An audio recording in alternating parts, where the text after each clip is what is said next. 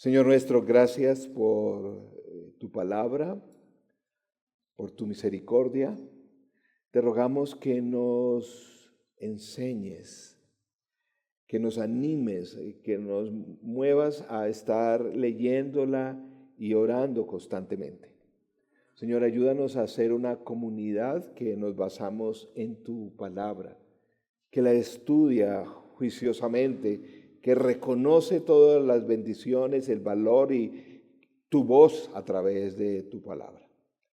Rogamos que este tiempo nos anime, las personas que estamos presentes aquí, quienes nos siguen en casa. Señor, que tu Santo Espíritu nos hable. En tu nombre oramos, dándote gracias. Amén y amén.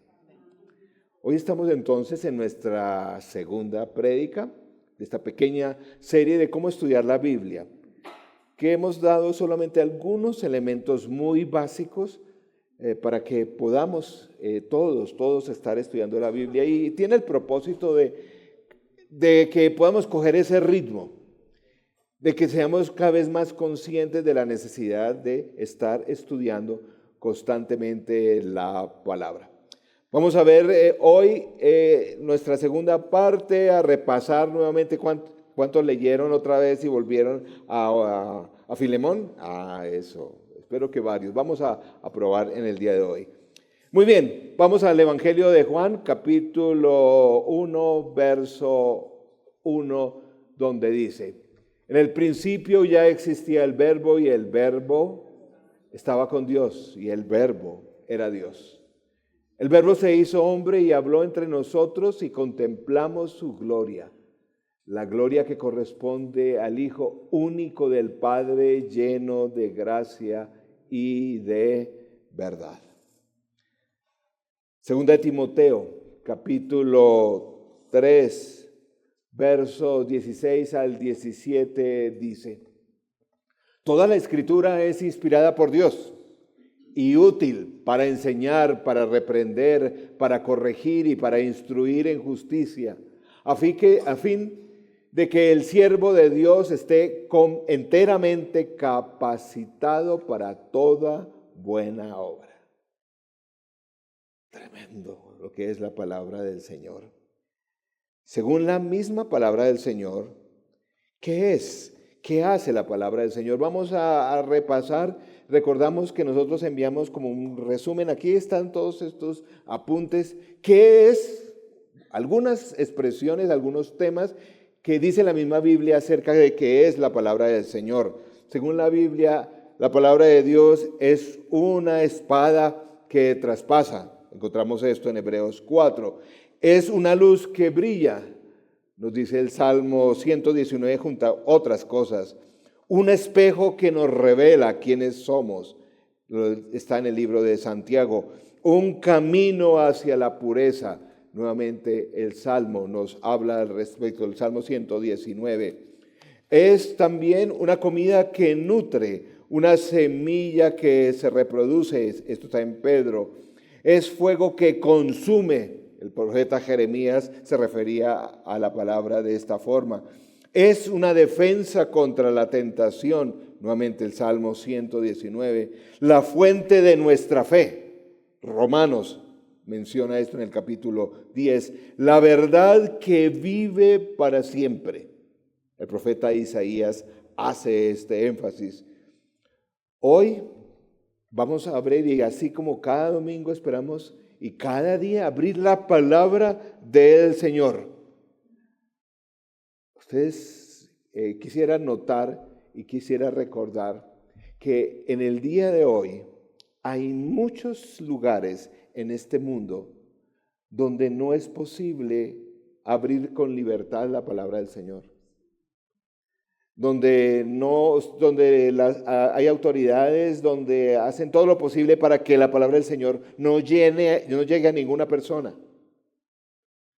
Hay comunidades todavía en países musulmanes, todavía en algunas regiones en China, donde tienen apenas pequeñas porciones. No tienen toda la palabra, pequeñas porciones, y a veces se reúnen todos los días a memorizar 1 o 2 hojitas que tienen de la palabra porque por alguna razón la palabra no ha llegado a ellos. Sin embargo, a pesar de que en nuestro medio la palabra es tan fácil de tener, tan fácil de leer, la tenemos en tantas formas, no la estamos leyendo, no la estamos estudiando.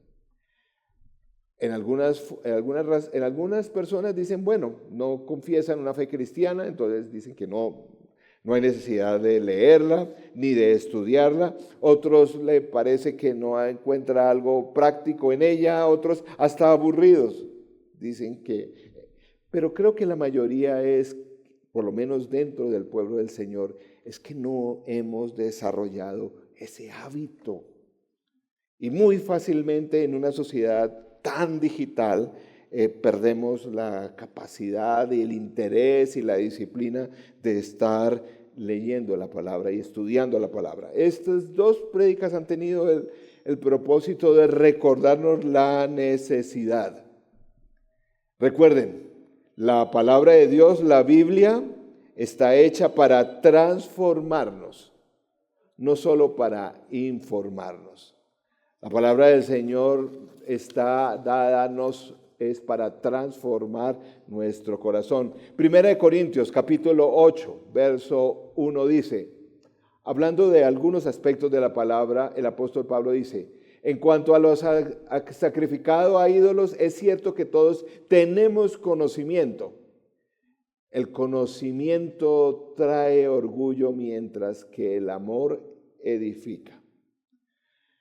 ¿A qué me refiero? No es el conocimiento por tener conocimiento. La palabra del Señor tiene algo en particular. Realmente no la entendemos si no tenemos un corazón dispuesto a obedecer. Podemos llenarnos de datos. Y hay en toda comunidad cristiana hay personas que rápidamente buscan los libros de la Biblia, se dan una cantidad de versículos. ¡Qué bueno! Pero lo importante es que esto toque nuestro corazón. Como decía en alguna reflexión bíblica, el pastor Rick Warren decía, la Biblia debe darnos un corazón grande, no una cabeza grande. A veces somos muy cabezones en la Biblia, pero poco ha llegado o ha penetrado en nuestro corazón. Como el autor de Santiago capítulo 1, versos 22 dice, no se contenten solo con oír la palabra, una cabeza, pues así se engañan ustedes mismos. Llévenla y póngala en práctica. Y hace 8 días veíamos 5 punticos, por lo menos básicos para tener en cuenta en cuanto a estudiar y leer la palabra. En primero, ¿qué era importante? Primero era, pueden leer, no tiene, pues está bien, pueden leer. Elige una traducción que entiendas. Espero que eso ya sea para ustedes, tengan claro cuál es la que en este momento ustedes sienten comodidad y en fin. En segundo lugar, elige un tiempo, un lugar y un plan para estudiar. En tercer lugar, es importante comprender el contexto, ¿cierto? Y animamos aquí a que cada persona por lo menos tenga una Biblia de estudio.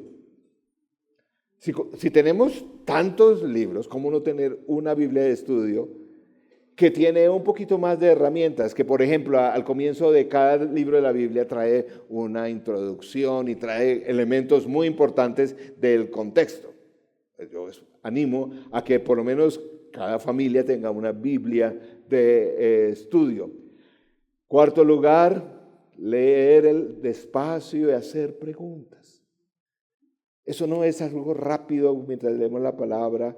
El Señor y nosotros podemos hacer preguntas a esa palabra. Y en quinto lugar, ora para que Dios te hable y aplica lo que el Señor te esté mostrando. Espero que ya hayan podido empezar, que ya tengan una traducción Hay muchos recursos al respecto de la palabra del Señor. Aquí mencionamos una aplicación que tiene cantidades de recursos, que es gratis, que es la aplicación más extendida en el mundo, y no solo de temas religiosos, de temas en general es la aplicación. Esta es, ustedes pueden ir allá o buscar YouVersion allá en sus dispositivos. Por ejemplo, tiene más de 55,000 estudios bíblicos. Ahí sí no hay forma. En Filemón, si ustedes van y miran en esta aplicación, en Filemón encontramos en español 12 estudios muy, muy buenos que nos ayudan a enriquecernos en cuanto al estudio de la palabra. De estas 5 formas, entonces, espero que pues ya hayamos podido iniciar. Podemos, como dije, hay varias formas de estudiar la palabra. Podemos comenzar con un libro de la Biblia, ¿cierto? Hablamos de algunos, puede ser Juan, el otro que quiere más del comienzo de la Biblia, Génesis, Éxodo. Algunas personas dicen, yo quiero cosas prácticas de la vida familiar, de los negocios, pues ahí está Proverbios. Quiero desarrollar mi vida de adoración, está el libro de los Salmos, etcétera, etcétera. Por ejemplo, también en momentos de prueba, de dificultad, ¿qué beneficio, cuánto beneficio trae estudiar los diferentes salmos? Si queremos, por ejemplo, profundizar en lo que creemos en nuestra fe cristiana, debemos estudiar el libro de Romanos. Es impresionante el libro de Romanos, que a veces yo sé, es un poco denso en cuanto al tema, pero todos no entendemos a plenitud qué es la salvación si no estudiamos, por ejemplo, el libro de Romanos. Podemos también estudiar personajes. Aquí ya hemos hecho series sobre Ruth, sobre Elías. Podemos estudiar la vida de Pedro. Hace rato no hacemos una serie sobre la vida de Esther. ¿Cuántos han leído la Biblia, el libro de Esther? Esther, ¿saben por qué es importante? ¿Saben por qué es una muestra de cómo? Cuando en el mundo todo el mundo está desorientado, a veces se necesita una mujer en el liderazgo para transformar las cosas. ¿Cierto? ¿Cuántas dicen amén? Eso. Y pues en medio del caos a veces se necesita el liderazgo de una mujer creyente, sólida. El Señor es muy, muy, muy necesario. También podemos estudiar temas de la Biblia. Es que el pecado, que la ansiedad, que la lujuria. Podemos estudiar. Al final de sus Biblias, sobre todo las de estudios, hay una parte que es como un diccionario. ¿No la han visto? ¿No tienen eso? ¿Cierto? Que le llaman concordancia, pero es como un diccionario de temas. Y están ahí, uno busca, por ejemplo, misericordia, y están varias citas del Antiguo. Pues si uno le interesa un tema, pues coge una libretica y empieza y voy a estudiar este tema, ¿cierto? Vamos a tener aquí el próximo semestre formas de hacerlo prácticamente para que todos crezcamos y profundicemos más en estudiar la Biblia. También podemos escoger libros devocionales. Sí, hay varios, muchos. En nuestra aplicación, que les cuento de esa aplicación, hay cerca de más de 1,000 devocionales que uno cada día puede hacer. Podemos estudiar o leer la Biblia en un año. ¿Cuántos están en eso? Hay muchas formas. Nuestra aplicación está, pero ¿saben? Si usted quiere leer la Biblia en un año, llame a Maritza. Nosotros tenemos un bosquejo, es el mejor. Yo he probado varios.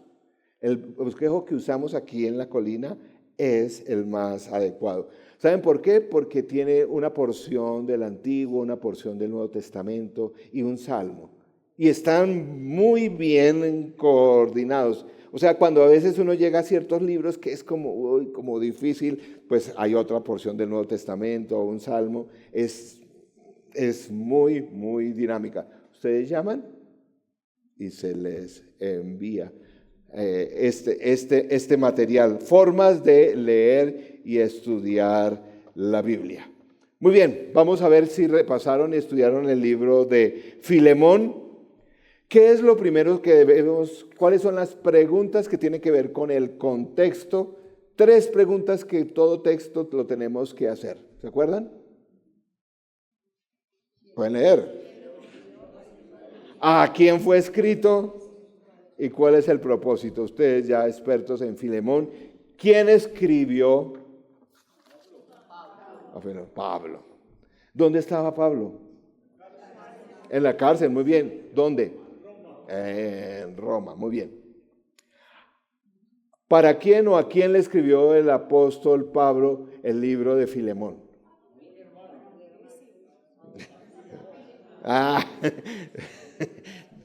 No se dejen engañar, ¿no? El truco. A Filemón, pues. ¿Cierto? ¿Cuál era el propósito de esta carta? A ver, ¿cuál era el propósito? Sí, eso me han dicho. Básicamente le estaba escribiendo a Filemón para recomendarle que le iba a enviar a un nuevo creyente, Onésimo, que había sido esclavo de Filemón, que se había comportado mal, que había huido, pero ya como un nuevo creyente, lo envió para que lo aceptara y ya no lo tratara como un esclavo, sino como un hermano en la fe. Probablemente el mismo apóstol Pablo también llevó al Señor a Filemón, por eso tenía esa autoridad. ¿Y recuerdan que él mismo dice? Que yo podría mandarle, pero dice, se lo voy a pedir, se lo recomiendo. Y él mismo se presenta en esta carta de una forma que no se presenta en otras cartas, no como apóstol, sino como Pablo preso por el Evangelio.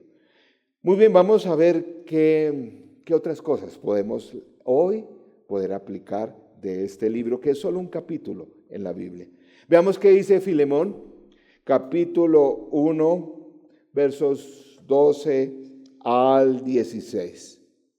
Hablando de Onésimo, Pablo le dice, te lo envío de vuelta y con él va mi propio corazón. El apóstol Pablo, ¿cómo uno, este discípulo de esa forma, fíjense ya el lugar que tenía este hombre, debía ser alguien especial. Onésimo ya en el corazón, no era un creyente, otro más, cercano en el corazón. Yo hubiera querido retenerlo para que me sirviera en tu lugar. Seguramente, no sabemos exactamente cómo le servía, probablemente, pues, no sé si le llevaba las cartas que él escribía, si le traía comida, en fin, pero estaba ahí. Mientras estoy preso por causa del Evangelio. Sin embargo, no te he querido hacer nada sin tu consentimiento. Tremendo. Para que, ¿qué? Tu favor no sea por obligación, sino espontáneo. Tremendo. Tal vez por eso Onésimo se alejó de ti por algún tiempo, para que ahora lo recibas para siempre. Ya no como un esclavo, como hemos dicho, sino como algo mejor, como a un hermano querido, muy especial para mí, por mucho, pero mucho más para ti, como persona y como hermano en el Señor. Hasta ahí. Recuerde que nosotros dijimos que orábamos y pensábamos, ¿qué me está diciendo allí el Señor? ¿Te está diciendo algo en la forma como el apóstol está recomendando a Onésimo? ¿Qué te está diciendo? Si de pronto aún no te dice nada, te animo a que sigamos leyendo. Filemón, capítulo 1, versos 18 al 19, dice, si te ha perjudicado o te debe algo, cárgalo a mi cuenta. Yo, Pablo, lo escribo de mi puño y letra. Te lo pagaré, por no decirte que tú mismo me debes lo que eres. Wow. Quiero compartirles de ese verso, de toda esta sección, por primera vez, a mí personalmente me llegó. ¿Saben por qué? Porque encontré en el lenguaje que está ahí, que Pablo está hablando de la realidad de lo que es el Evangelio. A veces no lo notamos por los sonidos en español, pero en su idioma que fue escrito en griego, hay porciones de este verso que se parecen mucho a otras porciones. Cuando dice, yo te lo pagaré. Déjelo por mi cuenta. ¿Se acuerdan de de la parábola del buen samaritano? ¿Se acuerdan de que llegó este samaritano y llegó a esta persona y le dijo, por favor, lo cuidan y le dan todo lo que necesita? Y si es algo, yo mismo cuando regrese, yo mismo vuelve. Habla de evangelio, de algo que el apóstol Pablo no tenía no le debía, pero estaba dispuesto a pagar. Ponlo en mi cuenta, yo estoy. Me recordaba y me ayudó en la Biblia. No sé si se han dado cuenta que al lado de los versículos o en la mitad hay unas citas bíblicas. Unas cositas ahí, unas otras citas bíblicas se llaman referencias cruzadas. Es decir, que hay tema ahí, ese tema está en otro lado. Y yo revisé ahí en mi Biblia y dice, claro, hay una referencia a Isaías 53, versos 4 al 5, donde dice, ciertamente Él cargó con nuestras enfermedades y soportó nuestros dolores. Pero nosotros lo consideramos herido, golpeado por Dios, humillado. Él fue traspasado por nuestras rebeliones y molido por nuestras iniquidades. Sobre él recayó el castigo, precio de nuestra paz, y gracias a sus heridas todos fuimos sanados. Él pagó una deuda que no tenía. Hoy celebramos la cena, que estaba recordándonos el alto costo. El Señor Jesús pagó por intercedió, es el intercedor. Nosotros no merecíamos, Onésimo no merecía eso. Pero Pablo lo hizo, ¿por qué razón? Que es evidente en el texto. ¿Por qué razón? ¿Cuál es la razón más evidente que muestra ahí por la cual Pablo? Por amor. Por amor a su discípulo. Nuestro Dios proveyó rescate, así como también para cada uno de nosotros. En la Biblia muestra o nos dice que tanto amó Dios al mundo que entregó. Hoy recordamos que el Señor pagó por nuestros pecados. Si algo debemos, el Hijo ha pagado. Nuestras equivocaciones, nuestras inconsistencias. Una de las formas de poder identificarnos y encontrar algún mensaje en la palabra es, de este pequeño libro, ¿qué personaje te habla más a ti? en este momento de tu vida. Puede ser que lo lees en un mes y es otro. Pablo, este hombre que se está básicamente sacrificando y quiere que ese discípulo, como sea, salga adelante. O tal vez nos iremos a identificar con Onésimo. Es decir, alguien está pagando por nuestras propias faltas. No merecíamos. Tal vez estamos necesitando perdón, como lo necesitó Onésimo. Ese perdón que inclusive él mismo no fue el que intercedió, sino otro intercedió para que Filemón le perdonara. O tal vez es el momento, hoy te habla el personaje como Filemón, porque no hemos hablado mucho de él. Él, que tenía entonces el tremendo desafío de perdonar. ¿Con cuál de estos en el día de hoy te identificas más? La necesidad de perdonar a alguien como la tenía Filemón. Que mencionábamos que era en una cultura de esclavitud, que habían más de 70 millones de esclavos, que cuando un esclavo, como en este caso, robaba a su amo, podía ejecutarlo en cualquier momento. Y si no lo ejecutaba, a veces lo marcaban con una señal aquí que indicaba que era ladrón y cualquier persona podía golpearle y esclavizarlo. Pero Filemón no. O tal vez nos debemos identificar hoy con Onésimo y decir gracias al Señor. Gracias, que ha intercedido por mí, que no merecía y ahora soy su hijo.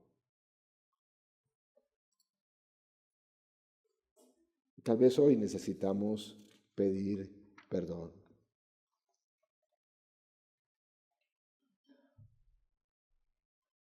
¿Saben que la historia cuenta? No sé cuántos les gusta la historia de la iglesia, pero hay un mártir de comienzos de la nueva era cristiana, Ignacio de Antioquía. Ignacio de Antioquía es un mártir de los primeros cristianos después de la época de los apóstoles. Probablemente Ignacio de Antioquía fue discípulo del apóstol Juan. Murió decapitado predicando, llevando el evangelio en todo el norte de África. Ignacio de Antioquía, escribió varias cartas. En una de sus cartas escribía a la iglesia de Éfeso y en una de esas sus cartas él se enorgullecía y reconocía la tremenda calidad del obispo que estaba en ese momento en la iglesia de Éfeso. Decía, un hombre compasivo, lleno del fervor del Señor. No hay un obispo en toda la fe, decía Ignacio de Antioquía, como este obispo allí en Éfeso. ¿Saben cómo se llamaba este obispo? Onésimo.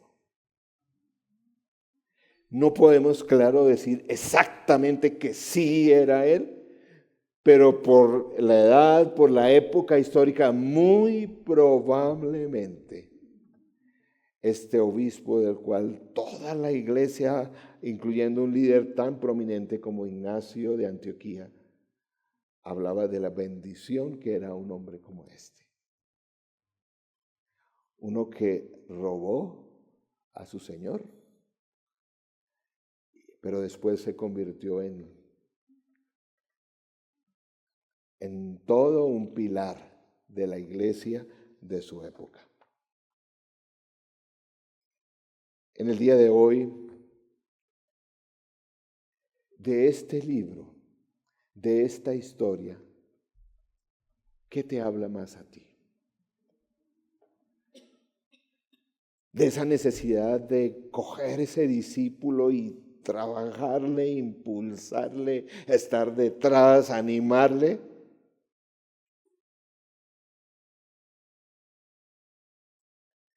O tal vez el de hoy decir, Señor, necesito de ese perdón como lo necesitó Onésimo. O tal vez debo perdonar.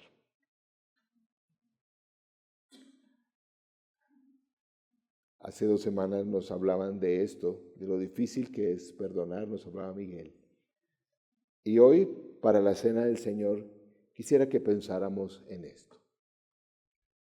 Hoy vamos a tener un momento de silencio antes de tomar la cena y pensemos, ¿cómo me habla el Señor a través de esta carta pequeña? Tal vez la necesidad de identificarme y de animar a alguien aquí en la congregación al cual voy a estar pendiente o debo buscar perdón.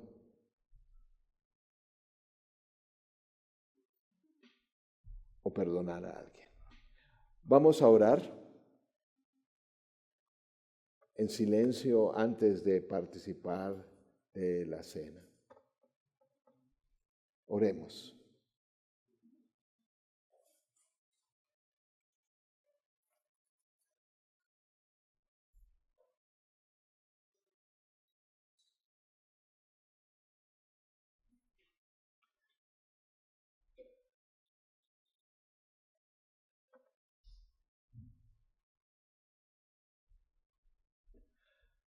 Señor nuestro, gracias por tu Espíritu Santo y te rogamos que tu palabra nos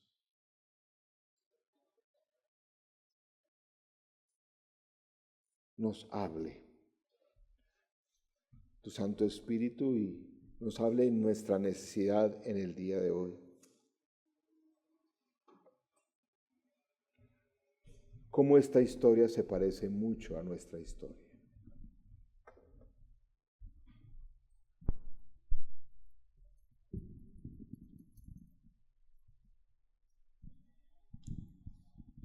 Señor, tal vez nos estás trayendo a la memoria aquellas personas a nuestro alrededor que necesitamos animar, escoger como discípulos, amarlos, restaurarlos.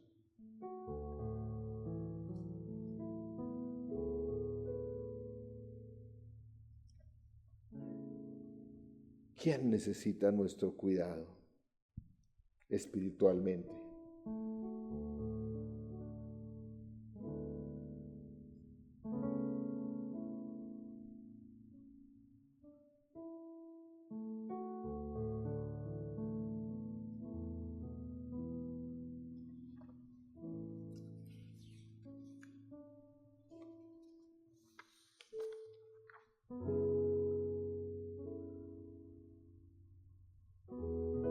Probablemente todos necesitamos, como Onésimo, ser perdonados. Como dice tu palabra en 1 Juan 1:9, si confesamos nuestros pecados, Dios es fiel y justo. Nos los perdonará y nos limpiará de nuestra maldad.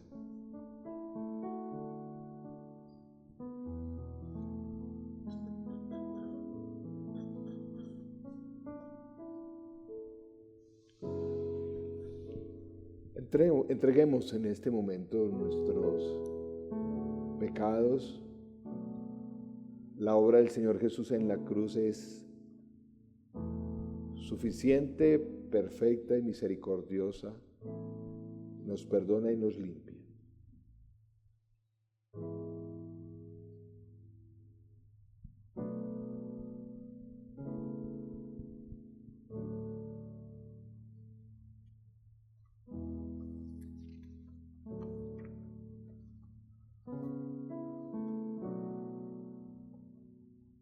Tal vez en oración debemos pedir al Espíritu Santo que nos ayude a perdonar. Como el mismo apóstol Pablo en Efesios 4 nos dice, más bien sean bondadosos y compasivos unos con otros y perdónense mutuamente, así como Dios los perdonó a ustedes en Cristo.